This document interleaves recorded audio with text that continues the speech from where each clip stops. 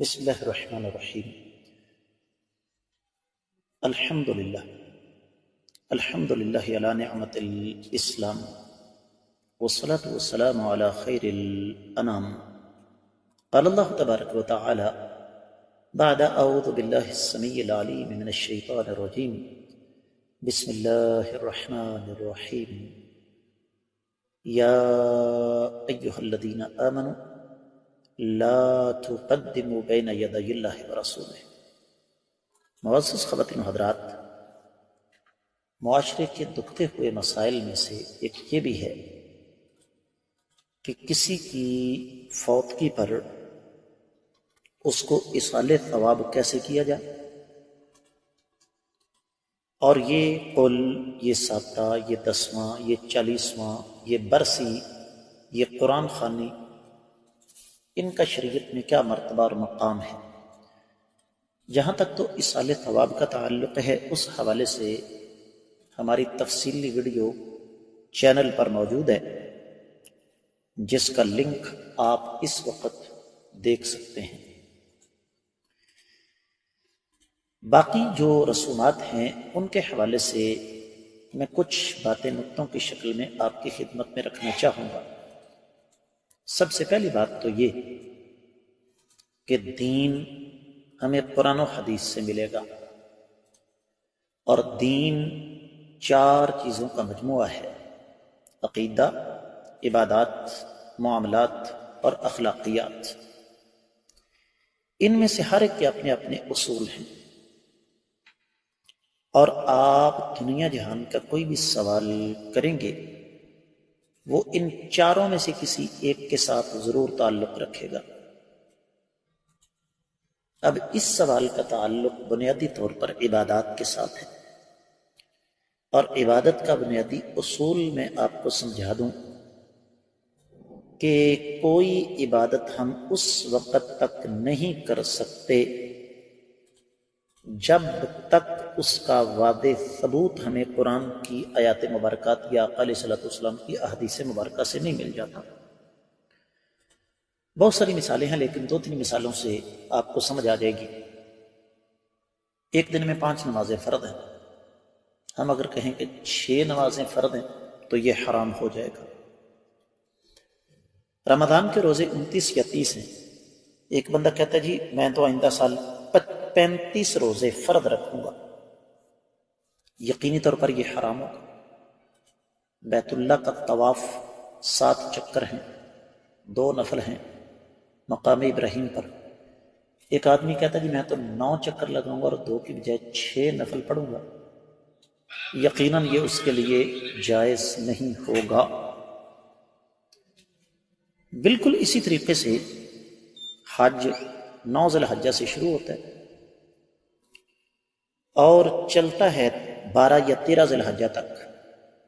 ایک آدمی کہتا ہے جی میں تو یہ 1 ذی القعدہ سے شروع کروں گا اور 20 ذی القعدہ تک چلاتا رہوں گا، اس کو کوئی بھی تسلیم نہیں کرے گا۔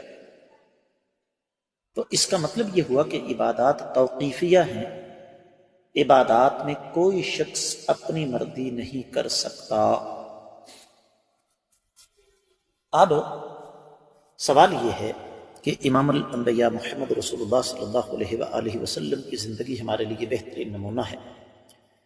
آقا علیہ الصلوۃ والسلام کی مبارک زندگی میں آپ کی زوجہ محترمہ سیدہ خدیجہ رضی اللہ تعالیٰ عنہ کا انتقال ہوا،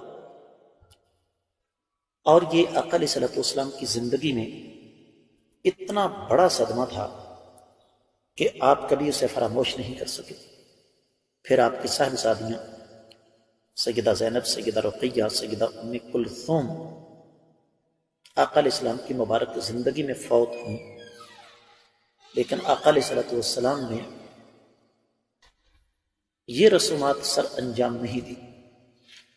پھر آقا علیہ الصلوۃ والسلام کے صحابہ اکرام رضوان اللہ علیہم اجمعین آقا علیہ الصلوۃ والسلام کی مبارک زندگی میں فوت ہوئے۔ نبی کریم صلی اللہ علیہ وسلم نے ان کی یہ رسمیں سر انجام نہیں دی، اور پھر یہیں پہ بس نہیں۔ معزز خواتین و حضرات، آقا علیہ الصلوۃ والسلام کے بعد صحابہ کرام قیامت تک کی آنے والی امت نہیں بلکہ انسانیت کے لیے نمونہ ہے. انہوں نے بھی یہ کام نہیں کیے. تابعین، تبع تابعین، ائمہ دین، بزرگان دین، انہوں نے یہ کام نہیں کیے. یہ کام کیے جاتے ہیں، لیکن کہاں کیے جاتے ہیں؟ پاکستان کی بارڈر لائن بین الاقوامی سرحد کراس کریں تو ایک ملک آپ کو ملے گا جس کا نام بھارت ہے. وہاں پر ہندو یہ کام کرتا ہے، سکھ یہ کام کرتا ہے،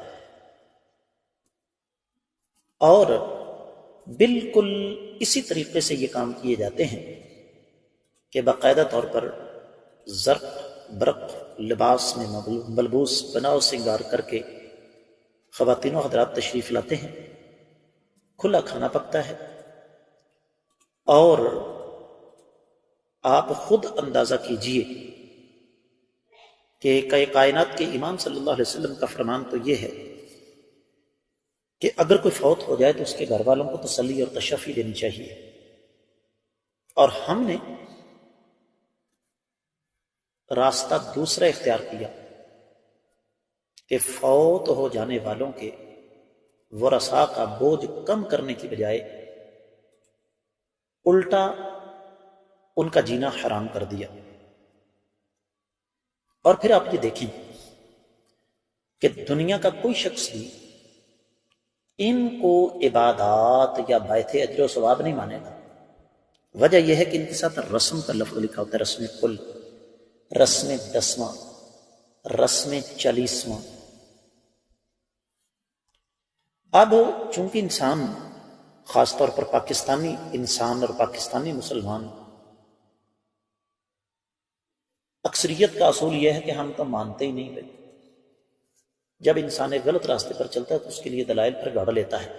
اب دلائل گھڑے گیا کہ جی موسیٰ علیہ السلام کو اللہ نے 40 دن کے لیے بلایا.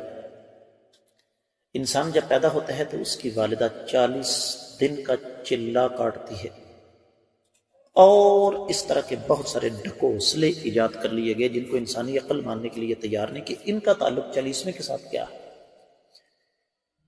تو بنیادی بات یہ ہے کہ یہ تمام کی تمام چیزیں اپنا پیٹ بھرنے کا ذریعہ ہے. میں نام نہیں لیتا، ایک بہت بڑے چینل پر ایک سوال آیا تو مہمان ایک بزرگ عالم دین تھے. انہوں نے جب یہ پوچھا کہ آپ یہ 11ویں کیوں کرتے ہیں تو میزبان کو اللہ نے توفیق دے دی کہ وہ حق گوئی کا مظاہرہ کرے. اس نے کہا جی صرف بریانی کھانے کے لیے. اور آج بھی آپ کسی بھی ایسے مولوی سے جو ان تمام چیزوں کا قائل ہے ان سے جا کر یہ سوال کریں کہ حضور یہ کل، یہ ساتہ، یہ 10واں، یہ 40واں، یہ برسی، یہ قرآن خوانی، یہ عرس، یہ میلاد، ان کا ثبوت قرآن کے 30 پاروں میں یا آقا علیہ الصلوۃ والسلام کی احادیث مبارکہ میں موجود ہے. وہ آپ کو دائیں بائیں گھمائے گا ضرور، لیکن نہ تو آپ کے سامنے قرآن کی آیت رکھے گا اور نہ آقا علیہ السلام کی حدیث رکھے گا. نماز عبادت ہے، روزہ عبادت ہے، حج عبادت ہے، زکوٰۃ عبادت ہے، جہاد عبادت ہے. جتنی بھی عبادات ہیں ان کا ثبوت قرآن و حدیث میں موجود ہے. اگر یہ تمام کی تمام چیزیں عبادات ہیں، ان کا تذکرہ قرآن و حدیث میں کیوں نہیں؟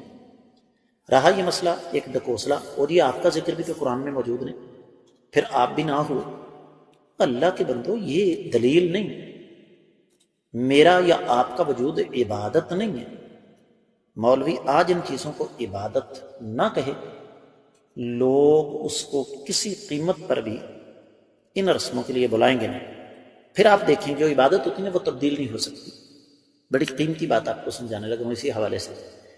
حج ہے، نبی کریم صلی اللہ علیہ وسلم کے دور سے 8 ذی الحجہ کو شروع ہوا، 8 کو منا، 9 کو عرفات، 9 اور 10 کی درمیانی رات مزدلفہ، 11 12 یا 11 12 اور 13 دوبارہ واپس منا میں.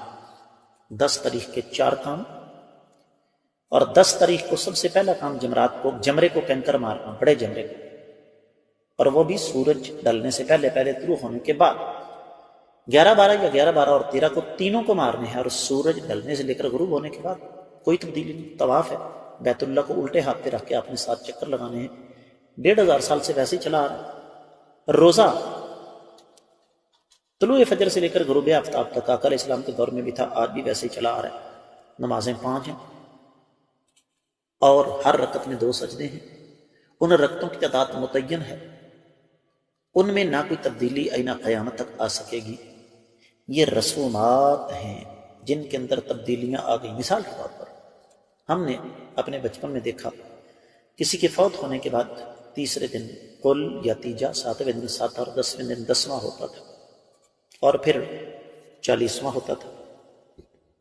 اب جب مصروف دور ہو گیا تو کیا ہوتا ہے، تیسرے دن نہیں، چوتھے یا 5ویں دن، 7 تو ویسے ہی ختم ہو گیا نا، آہستہ آہستہ اپنی موت آپ مر گیا، شاید بعد علاقوں میں اب بھی ہوتا ہو، لیکن چوتھے یا 5ویں دن کل اور 10ویں کا مشترکہ ختم۔ کیوں؟ جو دین ہو، جو عبادت ہو، اس میں تبدیلی نہیں آ سکتی، اور جس کو وقت کے ساتھ ساتھ تبدیل کر دیا جائے وہ عبادت نہیں ہو سکتی۔ میں امید کرتا ہوں کہ آپ کو اس مسئلے کی یہ جو ایک غیر جانبدارانہ تحقیق میں نے آپ کے سامنے رکھی، اس کی اچھی طرح سمجھ آ گئی ہوگی۔ آپ لوگوں سے خصوصی طور پر گزارش کروں گا کہ قرآن و حدیث کی خالص تعلیمات پر مشتمل ہمارے اس سلسلے کو ہر فورم پر زیادہ سے زیادہ آگے لوگوں تک پہنچانے کی کوشش کیجیے، تاکہ لوگوں کو صحیح دین کی روشنی مل سکے۔ اللہ رب العزت ہمیں صحیح دین پر چلنے کی توفیق عطا فرمائے۔ وما علی الا البلاغ المبین۔